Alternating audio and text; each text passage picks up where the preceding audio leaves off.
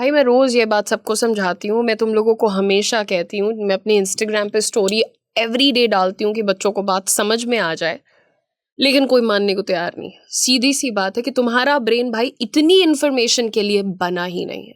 आपने नोटिस किया होगा फॉर श्योर, हम सब लोग पूरे दिन रील्स देखते हैं, वीडियो कंटेंट कंज्यूम करते हैं, नॉलेज गेन करते हैं, and then by the end of the day जब रात होती है, दिन खत्म होता है हमारा, और अगर ये सवाल आ जाता है दिमाग में कि आज किया क्या है मैंने एक्चुअली, और मैं इतना थका हुआ क्यों। अजीब नहीं है ये? इतनी इंफॉर्मेशन लेने के बाद भी अगर क्लैरिटी नहीं आ रही है, शोर बढ़ता जा रहा है दिमाग में, तो सच पता है क्या है कि तुम्हारा जो ये दिमाग है ना, ये इतनी इंफॉर्मेशन के लिए बना ही नहीं है। और इस मुद्दे पर मैंने पहले भी कई बार बात की है, ना इतनी अवेयरनेस के लिए बना है और ना ही इतनी कांस्टेंट स्टिम्युलेशन के लिए बना है भाई। फिर भी हम लोग रोज उसको ओवरलोड कर देते हैं ना, एवरी डे। भाई जो मेरी एज है इसमें आज मुझे ये पता है कि 70 साल का एक आदमी या औरत कैसे अपनी जिंदगी जी रहा है। मुझे ये पता है कि जहाँ पर युद्ध चल रहा है वहाँ के लोग अपनी ज़िंदगी कैसे जी रहे हैं। मुझे ये पता है कि आज की डेट में कितनी तरीके की बीमारियाँ हैं 1 महीने के बच्चे को कौन सी हो सकती है, 50 साल के आदमी को, औरत को हो सकती। मतलब कोई सीमा नहीं है। क्राइम्स की बात कर लो, है किसी ने किसी का हथौड़ा मार के सर फोड़ दिया, तो किसी ने किसी को कैसे कर दिया। It's just so much, it's just so much. And क्या ज़रूरत है इन सारी चीज़ों के जो कॉन्सिक्वेंसेस आने वाले हैं ना, आई थिंक उनके लिए मेंटली तो प्रिपेयर्ड नहीं है हम लोग। एक सिंपल सी बात है यार, सोचो 10,000 साल पहले अगर एक इंसान को दिन भर में इंफॉर्मेशन मिलती होगी तो कितनी मिल जाती होगी। तुम 10,000 साल भी पहले मत जाओ, तुम अब से उठा करके 15 साल पहले चले जाओ। थोड़ा एनवायरनमेंट, थोड़ा सोशल इंटरेक्शन, थोड़ा सर्वाइवल रिलेटेड डिसीजन, इसी तरीके की चीज़ें पता चलती थी हम लोग को। मैं कहती हूँ फेसबुक वाला टाइम भी जब था, ऑर्कुट वाला टाइम जो था, उसके भी पहले जाओ। ऑर्कुट पे भी काफी टाइम वक्त जाया करते थे हम लोग, बट इतना नहीं होता था। आज तो भाई दाएं हाथ से ब्रश कर रहे हो, बाएं हाथ में फोन होता है। तुम 10 मिनट में उतनी इंफॉर्मेशन कंज्यूम कर लेते हो जितनी एक इंसान पहले शायद महीनों सालों में कंज्यूम करता था। तुम्हारा ब्रेन अभी भी वही पुराना हार्डवेयर है, लेकिन तुम उसका इनपुट देखो, इनफाइनाइट हो चुका है। और ये जो ओवर एक्सपोजर है ना, इसके कॉन्सिक्वेंसेस सटल हैं, तुम नोटिस नहीं करोगे एकदम से, लेकिन बहुत डेंजरस है। एक तो सबको पता है कॉमनली कि अटेंशन स्पैन जो है वो श्रिंक होता जा रहा है। किसी भी चीज में दिमाग लगाना बहुत टफ हो गया है। डीप थिंकिंग बोरिंग लगने लग गई है। कुछ किसी चीज के बारे में शांति से डीपली सोचने की बात हो जाए, नहीं। हर चीज करते करते ना नेक्स्ट करना चाहते हो कि अच्छा चलो आगे बढ़ो। And the most dangerous thing, आपको लगता है कि आप प्रोडक्टिव हो, बट एक्चुअली हम लोग कर क्या रहे हैं भाई? हम लोग सिर्फ कंज्यूम कर रहे हैं। जैसे आप एक वीडियो देखते हो हाउ टू बी कॉन्फिडेंट, फिर दूसरा देखते हो हाउ टू बी डिसिप्लिन्ड, फिर तीसरा देखते हो हाउ टू बी सक्सेसफुल, और एंड में क्या करते हो बताओ? एग्जीक्यूशन के नाम पे तुम लोगों ने मेरे कितने वीडियोस देख लिए, तुमने आज तक क्या एग्जीक्यूट किया है बेटा? मानसिक सेटिस्फैक्शन, मानसिक संतुष्टि सबके पास है आज, है ना? जैसे लगता है कि हाँ हाँ मैंने तो आज सीखा कि कैसे कम्युनिकेट करते हैं। मानसिक रूप से आपको लग रहा है कि ये अच्छा कर लिया मैंने, पढ़ाई कर ली, बड़ा कुछ सीख लिया। बट पता है ये एक भ्रम है, ये इल्यूजन है, और लोग समझ नहीं पाते हैं कि ये क्या कर रहे हैं वो। नॉलेज लेना और चेंज होना, ये दो बहुत अलग चीजें हैं। नॉलेज लेते रहो, तुम लेते रहो, कोई दिक्कत नहीं है। तुम्हें प्यास लगी है, तुम बाल्टी में पानी भरते रहो, भरते रहो, भरते रहो। जब तक तुम वो पानी पियोगे नहीं, तुम्हारी प्यास बुझेगी नहीं ना। और पानी जो तुम भरते जा रहे हो वो एक ना एक दिन तो बाढ़ आएगी भाई। तुम्हारे जो 100 आइडियाज हैं, तुम सुनते हो उनको जा करके, बट तुम्हारा ब्रेन उनमें से कुछ भी प्रोसेस नहीं करेगा अगर तुम उसको टाइम ही नहीं दे रहे हो। उस एक आइडिया के ऊपर बैठ के काम ही नहीं करना है। ब्रेन को क्लैरिटी एक तो एक्शन से मिलती है, दूसरा साइलेंस, ये भीड़, केओस, इसमें नहीं मिलती है। एक और चीज जो शायद डिस्कस नहीं होती उतना ज्यादा, बहुत जरूरत से ज्यादा जो अवेयरनेस का होना है ना, ये भी काफी डेंजरस चीज है।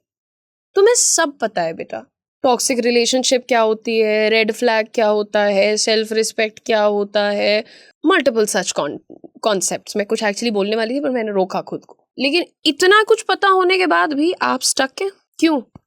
क्योंकि तुम्हारा ब्रेन ओवरलोडेड है। इतना ज्यादा इनपुट है कि आउटपुट जैम हो गया है ब्रो। जैसे एक आपका सिस्टम हैंग हो जाता है। और मुझे लगता है जो आगे आने वाला है ना, that's going to be more intense. See look at it ना, AI है, कंटेंट है, मोर इन्फॉर्मेशन है, ये सब कुछ और मल्टीप्लाई होने वाला है। और अगर तुमने अभी अपने ब्रेन को कंट्रोल करना नहीं सीखा तो तुम्हारी थिंकिंग भी कहीं ना कहीं ऐसी हो जाएगी कि जैसे तुमने उधार ली हुई है किसी से, वो ओरिजिनल नहीं रह जाएगी। मैं तुम्हें हालत बता रही हूँ, आज की डेट में लोग एक ईमेल नहीं लिख सकते हैं खुद से। बहुत पढ़े लिखे लोगों का बता रही हूँ तुम्हें। एक ईमेल लिखना होगा, ChatGPT पे जाएंगे पहले, क्योंकि अपने अंदर की क्रिएटिविटी खत्म हो गई है। भाई 90% काम करके 10% ChatGPT से मदद ले लेना बहुत अच्छी चीज है। 90% काम ChatGPT से करा लेना, 10% अपना डालना is the biggest fault that we are doing, the mistake that we are doing. आपको ऐसा लगता है कि आप डिसीजंस ले रहे हो, बट एक्चुअली ऐसा हो नहीं रहा है, आप पुश हो रहे हो। समझ रहे हैं? आपको बस लग रहा है आपको कोई फोर्स करके आगे बढ़ा रहा है। और इसीलिए सुनो ध्यान से, सोल्यूशन ज्यादा इंफॉर्मेशन लेना नहीं है, सोल्यूशन है सिलेक्टिव इग्नोरेंस। हर चीज जानना जरूरी नहीं है, हर वीडियो देखना जरूरी नहीं है, हर ओपिनियन को समझना जरूरी नहीं है। कभी कभी ग्रोथ का मतलब होता है less input, more processing, less noise, more clarity. And from today you just have to follow one very simple rule. एक दिन में 1 से 2 वैल्यूएबल आइडियाज लिखो उन पे, और उन पे एक्ट करो। कंज्यूम करते रहने से कुछ नहीं होगा, उसको कम करो, उसका एप्लीकेशन बढ़ाओ। Because and of the day आपका ब्रेन इंफॉर्मेशन से नहीं, एक्शन से चेंज होता है। और याद रखना, प्रॉब्लम ये नहीं है कि दुनिया फास्ट हो गई है, प्रॉब्लम ये है कि तुम्हारा ब्रेन उस स्पीड के लिए नेचुरली बना नहीं था। और अगर तुम इस बात को नहीं समझोगे तो ऑल आई कैन से तुम ग्रेजुअली अपनी clarity, focus, identity, originality, creativity सब लूज कर दोगे।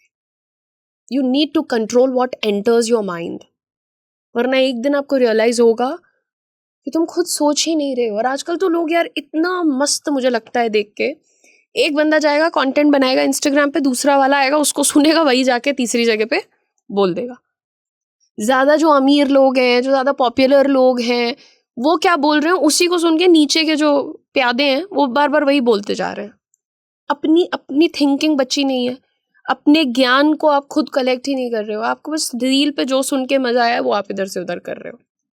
ये थोड़ा नुकसान करने वाली चीज है। इसीलिए मैंने आज ये वीडियो बनाया कि यार कोशिश तो करनी पड़ेगी हम सबको to cut down on the consumption. दिमाग थक जाएगा तुम्हारा, बाद में तुम जिंदगी में खुशी ढूंढते रहोगे, तुम्हें खुशी नहीं होगी। बिकॉज तुमने हर दिन कुछ नए की आदत डाल दी है, हर पल कुछ नया, फिर बाद में सब बोरिंग लगने लगेगा तुम्हें। तो बस इतना कहूंगी कि please train your brain to be a little bored, to remain a little original.